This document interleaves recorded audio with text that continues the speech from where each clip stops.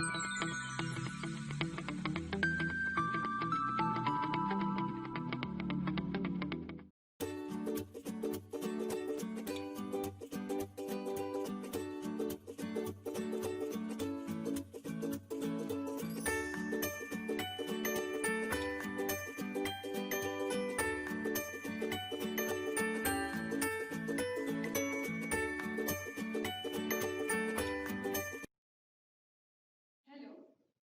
In the previous session of Data Communication and Networking online lecture series, we have started the unit Network Layer. We are continuing that unit only in this session with the topic tunneling and fragmentation. So in this session, we are going to see what tunneling concept means, why it is required with some example, and we will see what are the different fragmentation strategies at network layer to handle the packet transferring process. So first of all, let us see what tunneling means. This is the diagram which indicates the tunneling process. Over here, there are different Ethernet process or Ethernet frames at different locations. As you can see, two different Ethernet locations are indicated. One Ethernet is assumed to be in Paris and another Ethernet is assumed to be in London. How this data transfer takes place, that comes under the category of tunneling process. So, handling the general case of making two different networks in the internetwork is exceedingly difficult. It is very difficult to handle the packets which are large in number of packets. However, there is a common special case that is manageable. This case is where the source and destination host are of the same type of network. They are on the similar network, but there is a different network in between. As an example, think of an international bank with a TCP/IP based Ethernet in Paris and a TCP/IP based Ethernet in London, and a non-IP wide area network, that is WAN, for example, considered as ATM, in between, which is as shown in the figure. Here, the solution to this problem is a technique which is called as the tunneling. To send an IP packet to host 2, host 1 constructs the packets containing the IP address of host 2, inserts this into an Ethernet frame which is addressed to the Paris multi-protocol router and puts it on the Ethernet. When the multi-protocol router gets the frame, it removes the IP packet, inserts it in the payload field of the WAN network layer packet and addresses the latter to the WAN address of the London multi-protocol router. When it gets there, the London router removes the IP packet and sends it to host 2 inside the Ethernet frame. The WAN can be seen as a big tunnel extending from one multi-protocol router to the other. The IP packet just travels from one end to the another end, snugs it into the nice box. It does not have to worry about dealing with the WAN at all. Neither do the host on the Ethernet does. Or only the multi-protocol router has to understand IP and WAN packets. In effect, the entire distance from the middle of one protocol router to the middle of other acts like as a serial line. Now let us take an analogy which makes this tunneling concept more clear. Consider a person driving a car from Paris to London within France. The car moves under its own power, but when it hits the English channel, it is loaded into high-speed train. At the far end, whenever it is carried from the different transportation protocols or transportation modes, it will again back to its roads. That means whenever it cannot be traveled by road, the another mode of transfer it is applied. Same way the network protocols also works. The packets can travel through different networks by inserting them into some another packets, which is called as encapsulation, and at the receiver side it decapsulates the packets to get the original packet back. So this is the concept of tunneling, which means that whenever a packet is traveled through different networks, it is inserted into a packet which acts as a tunnel and through which the packet just travels to the another end.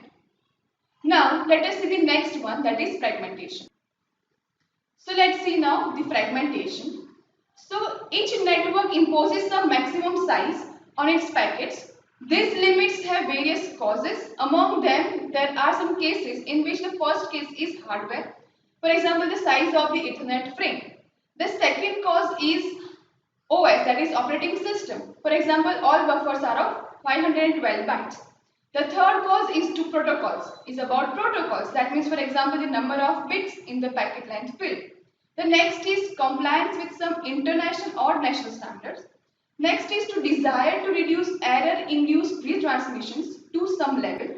And the last one is to desire to prevent one packet from occupying the channel too long.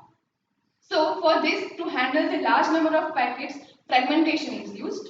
An obvious problem appears when a large packet wants to travel through a network whose maximum packet size is too small. One solution is to make sure that the problem does not occur in the first place. In other words, the internet should use a routing algorithm that avoids sending packets through networks that they cannot handle. However, this solution is not a solution at all. What happens if the original source packet is too large to be handled by the destination network? So the routing algorithm can hardly bypass the destination. So basically, the only solution to the problem is to allow gateways to break up packets into fragments, sending each fragment to a separate internet packet. However, as every parent of a small child knows, converting a large object into small fragments is considerably easier than the reverse process. Packet switching networks too have trouble putting the fragments back together again. So for that, two opposite strategies exist for recombining the fragments back into the original packet. So let us see which are these two strategies to recombine the original packets back. Figure indicates the different two strategies for recombining the packets back. These two strategies are the first one, transparent strategy, and the second one is non-transparent strategy. The first strategy is to make fragmentation caused by a small packet network transparent to any subsequent networks through which the packet must pass on its way to ultimate destination. This option is shown in the figure A.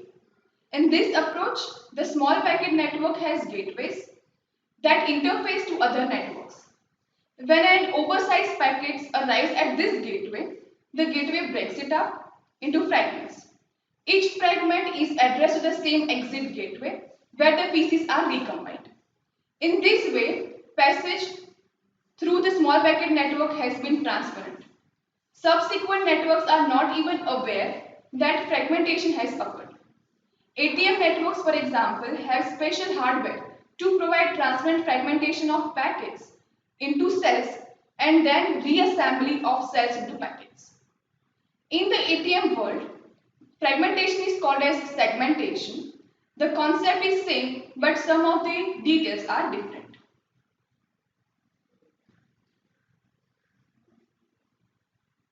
The transparent fragmentation is straightforward, but has some problems. For one thing, the exit gateway must know when it has received all the pieces, so either a count field or an end bit of packet which is to be provided. For another thing, all packets must exit via the same gateway by not allowing some fragments to follow one route to the ultimate destination and other fragments to a disjoint route. So some performance may be lost. So a last problem is the overhead required to repetitively reassemble and then refragment a large packet passing through a series of small packet networks. So ATM requires transparent fragmentation. Now the another fragment strategy is to refrain from recombining fragments at any intermediate gateways. Once a packet has been fragmented, each fragment is treated as though it were as an original packet. All fragments are passed through the exit gateway or gateways as shown in the figure B. The recombination process occurs only at the destination host. So IP, that is Internet Protocol, works this way on this strategy. So these are the basically two strategies of fragmentation, transparent strategy and non-transparent strategies, which is shown in this figure. Now in the next session we are going to see the IP, that is Internet Protocol. We will see IPv4 and IPv6 standards and different classes of IP version 4 and their decimal notations. These are the references. Thank you. Thank you for listening. Tunnel mode is the more commonly used operation mode.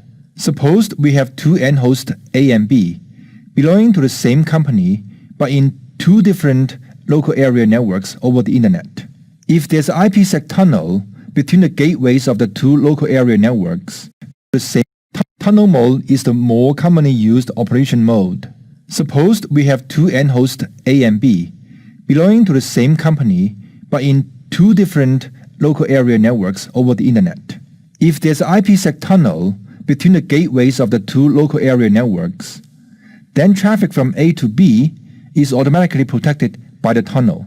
That is, A can send unencrypted or unprotected packets, and before the packets leave the local area network, the gateway adds protection and sends the packets to the gateway to B's network, which then unprocesses the packets, for example, decrypts the packets and sends them to B.